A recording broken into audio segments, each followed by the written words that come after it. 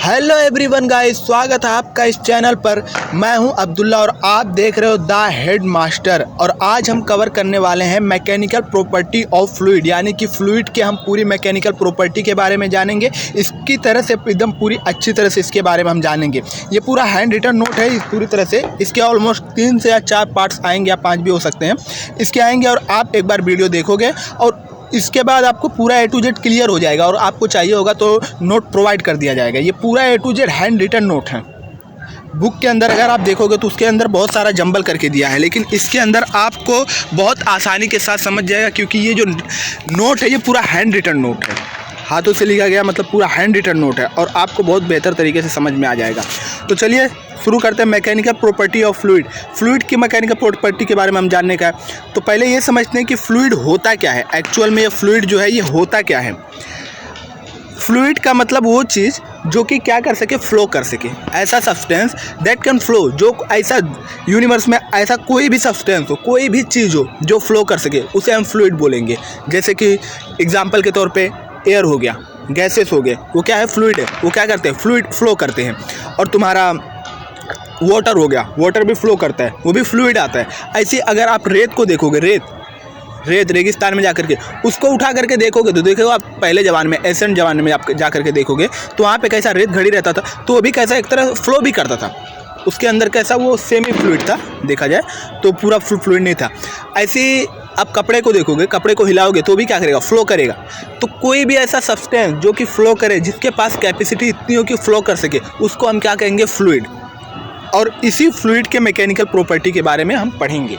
लेकिन हम फ्लूइड के मैकेनिकल प्रॉपर्टी के बारे में क्यों पढ़ रहे हैं, जाहिर सी बात है, जाहिर सी क्वेश्चन, क्यों पढ़ रहे हैं। देखिए, फ्लूइड का मतलब होता है कि ऐसा सब्सटेंस जो कि फ्लो कर सके। उसमें वाटर भी आ गया, तुम्हारा एयर भी आ गया। आप अगर देखोगे आंधी तूफान आता है, ठीक है, आंधी तूफान आता है, उसमें क्या आता है, बहुत सारे पानी यानी जलजले आ जाते हैं, फ्लड, ठीक है, फ्लड आता है मतलब बाढ़ आते हैं और आंधी तूफान आता है और समुंदर के अंदर लहरें उठती हैं, जिसकी वजह से क्या होता है, समुंदर में जो बसे लोग हैं, साहिल के किनारे पर जो बसे लोग हैं, वो क्या हो जाते हैं, उनके घर जो होते हैं डूब जाते हैं या फिर वो बर्बाद हो जाते हैं, कि बहुत सारे लोग की जानें चली जाती हैं। इससे बचने के लिए अगर हम फ्लूइड की स्टडी करेंगे, यानी फ्लूइड के मैकेनिकल प्रॉपर्टी के बारे में जाने रहेंगे, फ्लूइड के बारे में हम जाने रहेंगे, तो ज़रूर कुछ ना कुछ तो ऐसा रेजिस्टेंस ढूंढ निकालेंगे जिससे हम क्या करें, उसे रोक सकें या कुछ हद तक उसे कम कर सकें, रोक सके। इसके वजह से हम इसको पढ़ेंगे। और मान के चलो फ्लूइड को ही, जैसे वाटर को ही कहीं पर भी ट्रांसफ़र करना हो, तो अगर इसके बारे में हम जाने रहेंगे तो फिर हम इसको अब ईजिली से मतलब ट्रांसफ़र कर सकते हैं, ठीक है, ईजिली इसे ट्रांसफ़र कर सकते हैं, आसानी से ट्रांसफ़र कर सकते हैं। तो इसके लिए हम क्या करना पड़ेगा, पहले जानना पड़ेगा ना इसके। तो ये आज जानते हैं फ्लूइड के बारे में। चलिए नोट्स की तरफ चलते हैं, ठीक है। अब देखिए पूरा हैंड रिटन नोट्स है जो कि आपको प्रोवाइड कर दिया जाएगा। तो मैकेनिकल प्रॉपर्टी ऑफ फ्लूइड, यहाँ ये चैप्टर का नाम है, चैप्टर नंबर 2, सेकंड चैप्टर है, ठीक है। फ्लूइड का मतलब क्या होता है, fluid means a substance that can flow, ऐसा सब्सटेंस जो कि फ्लो कर सके, जो कि मैंने पहले ही बता दिया। लेकिन नोट्स के अंदर पूरा A to Z क्लियर करके बताया गया। आप नोट को एक बार पढ़ोगे ना, आपको सब कुछ क्लियर हो जाएगा। एक बार नोट को पढ़ने के बाद आपको सब कुछ क्लियर हो जाएगा, ठीक है। एग्जाम्पल के लिए लिक्विड एंड गैसेस, ये दोनों सबसे बेस्ट एग्जाम्पल है, ठीक है। अगर एग्ज़ाम में ऐसा आया तो आप फ्लूइड के पहले डेफिनेशन लिख देने का, उसके बाद ये दोनों सबसे बेस्ट एग्जाम्पल रहेगा, उस एग्जाम्पल को डाल देने का। तो अभी कुछ प्रॉपर्टी फ्लूइड के प्रॉपर्टी के बारे में जानते हैं, जो कि हम मैकेनिकल प्रॉपर्टी हो रहता है, ठीक है। तो प्रॉपर्टी के बारे में जानते हैं। फ्लूइड का प्रॉपर्टी देखिए, उसके पास इतनी एबिलिटी हो कि वो फ्लो कर सके, जाहिर सी बात है, फ्लो कर सके ना। और उसके पास इतनी भी एबिलिटी हो कि किसी का शेप ले सके, यानी कि जब वो फ्लो कर लेगा तो जाहिर सी बात है किसी का शेप भी ले लेगा। मान के चलो वाटर को क्या कर ले तुमने, वाटर को यहाँ पे रख लिया ऐसा ग्लास के अंदर डाल दिया तो क्या हो जाएगा, यहाँ पे वाटर डाल दिया तो क्या कर लेगा, ग्लास का शेप ले लेगा। ऐसे ही तुम यहाँ पे अगर जग ले लो, जग ऐसा कुछ शेप का रहेगा, ऑलमोस्ट ऐसा कुछ शेप का रहेगा, ठीक है, ऐसा रहेगा कुछ, तो यहाँ पे डालोगे तो इसका शेप ले लेगा। देखो ऐसे तुम अगर किसी ऐसे स्ट्रक्चर का ऐसा कुछ शेप डाल दिया, जैसे सुराही वगैरह ले लिए, तो उसका शेप ले लेगा। यानी कि हवा, अगर वाटर इसके अंदर नहीं रहा तो एयर के मॉलिक्यूल लेंगे, यानी कि एयर जो रहेगा वो भी शेप ले लेगा ना, तो वो भी क्या करेगा, वो भी फ्लूइड ही है, ठीक है। तो फ्लूइड के पास ऐसी प्रॉपर्टी होती है कि वो क्या कर लेता है, वो किसी का भी शेप ले सकता है और फ्लो कर सकता है। इतना बात समझ में आया। फ्लूइड अगर रेस्ट पे रहा, यानी कि अगर यहाँ पे ऐसा ग्लास है, ग्लास के अंदर हमने पानी पर ऐसा पानी रख दिया, तो पानी क्या है, अभी रुका हुआ है, फ्लो कर रहा है क्या, नहीं फ्लो कर रहा है ना, जब तक कि हम इसको पानी को कुछ इस टाइप से ना कर दे और उसके बाद क्या करेगा, इधर से पानी फ्लो करने लगे।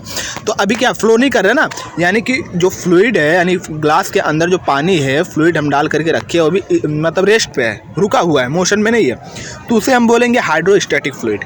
ठीक है, हाइड्रोस्टैटिक फ्लूइड। उसको हम इतना याद रखने का कि उसको हम जो अगर फ्लूइड रेस्ट पे रहा तो उसको हम हाइड्रोस्टैटिक फ्लूइड बोलेंगे, तो इसे कंफ्यूज नहीं होना। ठीक है, अब एग्जांपल के लिए बैटरी। अब बैटरी कैसे आ गया, देखिए मैं बताता हूँ। यहाँ पे अगर आप देखोगे बैटरी के अंदर क्या होता है, इलेक्ट्रॉन स्टोर होते हैं। अगर हम किसी वायर के जरिए किसी बल्ब या किसी भी चीज़ में ऐसा कनेक्ट कर दें और इसका सर्किट क्या करें, कंप्लीट कर दें, तो इससे क्या हो जाएगा, इलेक्ट्रॉन क्या कर लेंगे, फ्लो करते रहेंगे, फ्लो करेंगे ना। तो क्या कर रहा है ये इलेक्ट्रॉन, क्या कर रहा है, फ्लो कर रहा है। और इलेक्ट्रॉन जब फ्लो करेगा तो यानी कि फ्लूइड की प्रॉपर्टी क्या होती है, फ्लो करे। तो इलेक्ट्रॉन क्या कर रहा है, फ्लो कर रहा है ना, तो यानी कि इसका मतलब क्या है, ये भी एक फ्लूइड ही है, ये क्या है, फ्लूइड है। ठीक है, समझा। और अभी किसके अंदर है, बैटरी के अंदर स्टोर करके रखा है, यानी कि वो किस फॉर्म में है, अभी रेस्ट पर है। रेस्ट पर बोले तो हाइड्रोस्टैटिक फ्लूइड है, समझा। अब एग्जांपल के लिए यहाँ पे बैटरी देख लिए। अब सरफेस टेंशन की बात करते हैं। ठीक है, सरफेस टेंशन,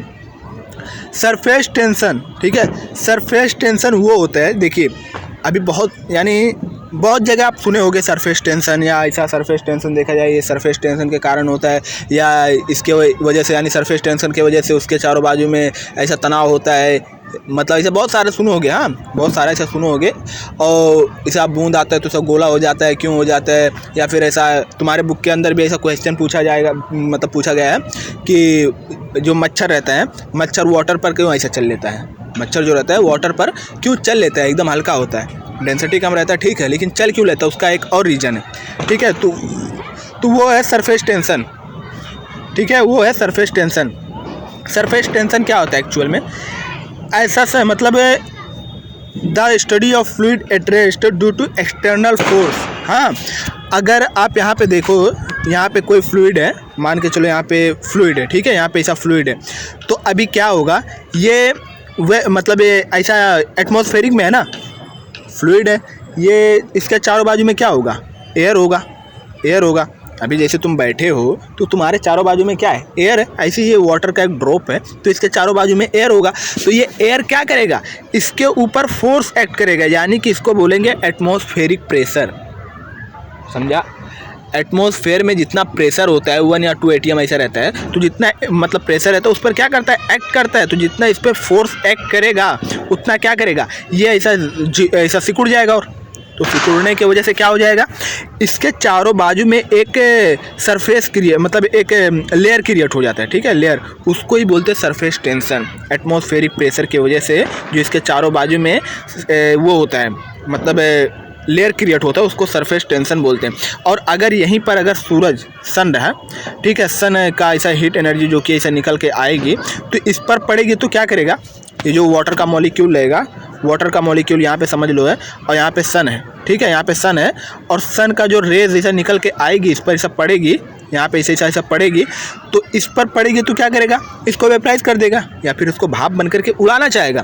तो ये क्या करेगा, अपने चारों बाजू में क्या कर लेगा, एक लेयर क्रिएट कर लेगा, या फिर अपने चारों बाजू के जो मॉलिक्यूल होंगे इनके, यानी इनके सरफेस पे जो मॉलिक्यूल होंगे, वो आपस को जकड़ करके सब पकड़ लेंगे, जकड़ करके यहाँ पे जो मॉलिक्यूल लेंगे वो जकड़ करके आपस में पकड़ लेंगे, जिससे क्या हो, ये जो इनके चारों बाजू में, यानी इनके जो लेयर बन चुकी है, जो सरफेस के चारों बाजू में लेयर बनी है, वो क्या हो जाए, स्ट्रॉन्ग हो जाए। और जो वो स्ट्रॉन्ग हो जाएगा तो उससे क्या होगा, जो ये सूरज की जो रोशनी इस पर आ रही है, हीट एनर्जी आ रही, उतना इफेक्ट नहीं करेगी। तो उससे क्या हो जाएगा, ये वेपर बनने से ये रुक जाए, मतलब बच जाएंगे। ठीक है, वैसे ही इनके अंदर जो रहेगा, इनके अंदर लेयर नहीं बनती है, इनके अंदर अगर लेयर को ऐसा फाड़ दिया जाए, तोड़ दिया जाए, तो ये ईजिली ये क्या कर लेंगे, वेपराइज हो जाएंगे। ठीक है, तो अगर उसको हम तोड़ेंगे भी तो फिर उसके अंदर के मॉलिक्यूल क्या कर लेंगे, बॉन्ड बना लेंगे। समझ रहे, यानी कि सिंपल सीधी बात, ये जो सूरज की इसे रोशनी इस पर पड़ेगी तो इसके चारों बाजू में क्या कर लेंगे ये लोग, सरफेस मतलब सरफेस पर क्या कर लेंगे, एक लेयर बना लेंगे, बॉन्ड बना लेंगे, ऐसा वाटर मॉलिक्यूल से ऐसा बॉन्ड बना लेंगे अट्रैक्ट होकर के।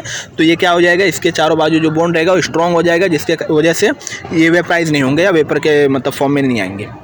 समझा बात को? इसी को बोलते हैं सरफेस टेंशन, उसी को ही सरफेस टेंशन बोलते हैं।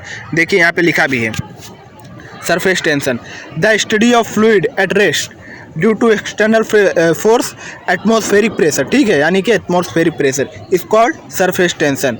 और इसमें कोहेसिव फोर्स होता है वाटर के अंदर। अगर आप देखोगे वाटर के अंदर तो इसके अंदर जो है ना ये कोहेसिव फोर्स रहता है। कोहेसिव फोर्स क्यों रहता है, देखिए मैं बताता हूँ। कोहेसिव फोर्स का ये आगे जा कर के हम पढ़ेंगे। कोहेसिव यहाँ पे आ गया तो फिर हम देख ही लेते हैं। कोहेसिव फोर्स का मतलब होता है कि सेम मॉलिक्यूल, ठीक है, कैसा सेम मॉलिक्यूल, सेम मॉलिक्यूल, ठीक है। यानी कि अगर यहाँ पे वाटर का मॉलिक्यूल कोई है तो यहाँ पे भी वाटर का ही मॉलिक्यूल रहेगा और इन दोनों के बीच में जो अट्रैक्शन होगा उसको कोहेसिव फोर्स बोलेंगे। समझा बात को? उसको क्या बोलेंगे, कोहेसिव फोर्स बोलेंगे। यानी कि सेम मॉलिक्यूल, जैसे ये वाटर का मॉलिक्यूल है ऐसे ये भी वाटर का मॉलिक्यूल है, इन दोनों के बीच में क्या हो गया, अट्रैक्शन हो गया, तो इसको क्या बोलेंगे, कोहेसिव फोर्स बोलेंगे। समझा? अब मान के चलो जैसे कि देखो यहाँ पे मैंने क्या ले लिया, ग्लास ले लिया। अब उसके बाद फिर क्या किया, इसके अंदर वाटर डाला, ठीक है, पानी डाला।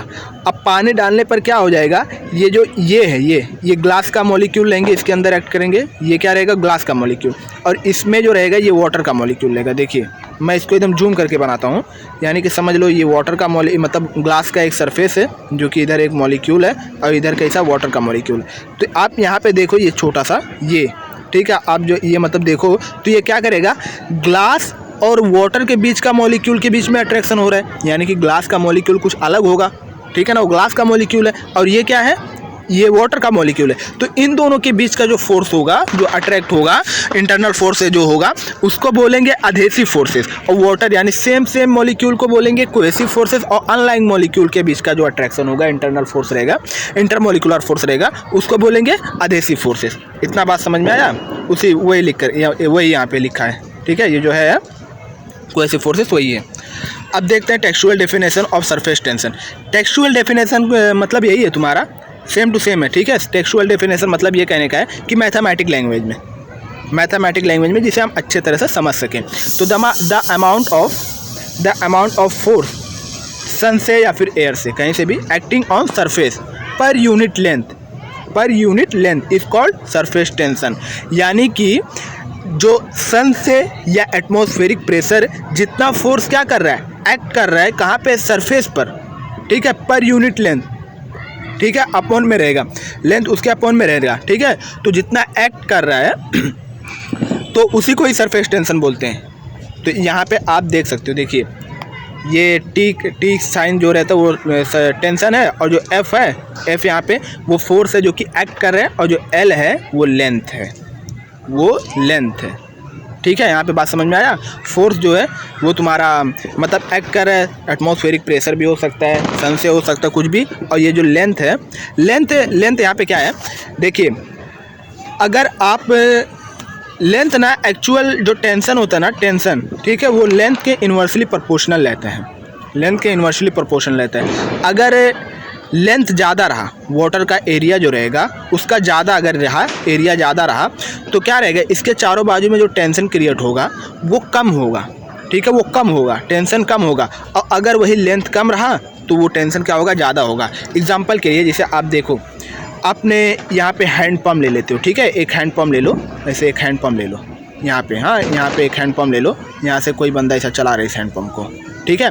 अब क्या कर रहा है, ये जब चला रहा है इसे, मतलब इसको इसे चला रहा है, तो क्या होगा, यहाँ से ऐसा पानी ऐसा निकलते आ रहा है, ऐसा पानी निकलते आ रहा है। तो ये पानी कैसा निकल के आ रहा है, जैसा इसका शेप है, ये जो ट्यूब लाइक स्ट्रक्चर है, यानी जो मुंह इसका दिख रहा है, जैसा इसका शेप है उसी जैसा ही पानी निकल करके नीचे आ रहा है ना, उससे जैसे ही सब पानी निकल करके नीचे आ रहा है ना। तो उसके शेप बन के, मतलब उसी का शेप लेकर के पानी नीचे आ रहा है। ऐसा तो नहीं कि पानी कोई अपना अलग शेप लेकर के आए। अगर इसके अंदर आप ईटा डाल दो या ब्रिक्स डाल दो या फिर कोई सा भी चीज़ डाल दो, तो वो कैसा सॉलिड डाल दो, तो सॉलिड जैसा सॉलिड का शेप रहेगा वैसे लेकर के आएगा, है ना। लेकिन यहाँ पे लिक्विड है, ये लिक्विड है। तो ये जो जैसा मतलब इसका ये ट्यूब का जैसा स्ट्रक्चर रहेगा उसी शेप का लेकर के आएगा ना, उसी शेप का लेकर आएगा। तो अगर आप यहाँ पर, ठीक है, ये जो नल है यानी ये जो मुंह इधर इसका है ट्यूब लाइक स्ट्रक्चर का, यहाँ पे अगर आप ख़त्म हो गया, ठीक है, पानी जितना गिरना था वो गिर चुका। अब क्या हुआ, अब कुछ नहीं बचा, सिर्फ इसके पास एक बूंद बचा। कैसे एक बूंद बचा? तो अब ये जो बूंद है वो नीचे गिरेगा, इसे नीचे गिरेगा, यहाँ नीचे गिरेगा, मगर ये बूंद जो रहेगा इस जो जिस तरह का इसका शेप है उस शेप को लेकर के नीचे नहीं गिरेगा, बल्कि एक गोला बन करके कुछ गिरेगा या फिर ऐसा ड्रॉप बन करके कुछ ऐसा ड्रॉप के शेप में गिरेगा। समझा? क्योंकि इसके चारों बाजू में टेंशन क्रिएट हुआ है, इसके चारों बाजू में टेंशन क्रिएट हुआ है। अब जाहिर सी बात है जब यहाँ पे टेंशन क्रिएट होगा, ऐसा एक ड्रॉप है, इसके चारों बाजू में जब टेंशन क्रिएट हो जाएगा तो इसके जो मॉलिक्यूल रहेंगे वो करीब करीब आ जाएंगे। तो अपने को जितना करीब आएगा वो ऐसा स्फेरिकल शेप में आ जाएगा, स्फेरिकल शेप में आएगा ना, जितने करीब में आएगा वैसे स्फेरिकल शेप में आ जाएगा। तो वो टेंशन जो क्रिएट होता है वो स्फेरिकल शेप में उसको ले आता है। समझा बात को? लेकिन वही जहाँ टेंशन नहीं क्रिएट होगा तो जाहिर सी बात है जैसा वो मतलब फ्लूइड किसी भी चीज़ के अंदर जैसा रखेंगे, जैसा भी फ्लूइड जिसके भी अंदर रहेगा उसका शेप ले लेगा, ठीक ना, उसी का शेप का लेकर के गिरेगा। लेकिन वही अगर कम मात्रे में रहा, बहुत कम मात्रे में रहा और वैसा गिर रहा हो तो वो कैसा उसका मतलब वो अपने चारों बाजू में कैसा सरफेस टेंशन क्रिएट कर लेगा। जैसे मान के चलो, देखो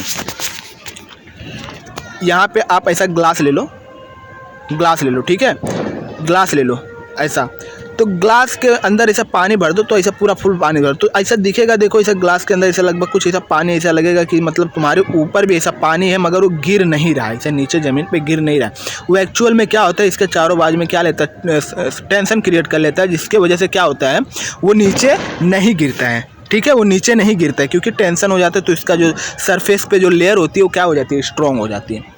यहाँ तक बात क्लियर हुआ? तो उसको ये सरफेस बोलते हैं। तो यानी यहाँ से अपने को ये समझ में आया कि जो टेंशन होता है वो जो लेंथ के कैसा होता है, इन्वर्सली प्रोपोर्शनल होता है, ठीक है, इन्वर्सली प्रोपोर्शनल होता है। यानी कि लेंथ के जो टेंशन होता है, अगर लेंथ ज़्यादा रहा तो क्या होगा, टेंशन जो रहेगा कम रहेगा, और फोर्स अगर ज़्यादा रहा तो जाहिर सी बात है भाई, फोर्स ज़्यादा रहेगा तो टेंशन भी ज़्यादा ही रहेगा। जितने ज़्यादा से तुम्हें दबाया जाएगा, छुड़ाना तुम्हें उतना ही ज़्यादा मुश्किल होगा ना। तुम्हें कोई कस कर के पकड़ ले एकदम तो तुम छुड़ा पाओगे? नहीं छुड़ा पाओगे ना। बिल्कुल ऐसे एकदम फोर्स के साथ एकदम वाटर को ऐसे दबा दे तो वाटर का बॉन्ड खुद ही नहीं छुड़ा पाएगा, उसको छुड़ाने के दूर की बात खुद से ही नहीं छुड़ा पाएगा ना। तो ऐसा खुद से ही यानी ज़बरदस्ती वो बन जाएगा बॉन्ड में, उसे बॉन्ड बनाने की ज़रूरत ही नहीं पड़ेगी। यानी कि यहाँ पे ये बात हुआ कि जो फोर्स रहेगा, फोर्स जितना ज़्यादा रहेगा टेंशन भी उतना क्रिएट होगा, और अगर लेंथ जितना ज़्यादा रहेगा टेंशन उतना कम रहेगा। समझा बात को? तो यहाँ पे हम पहले पार्ट को ख़त्म करते हैं।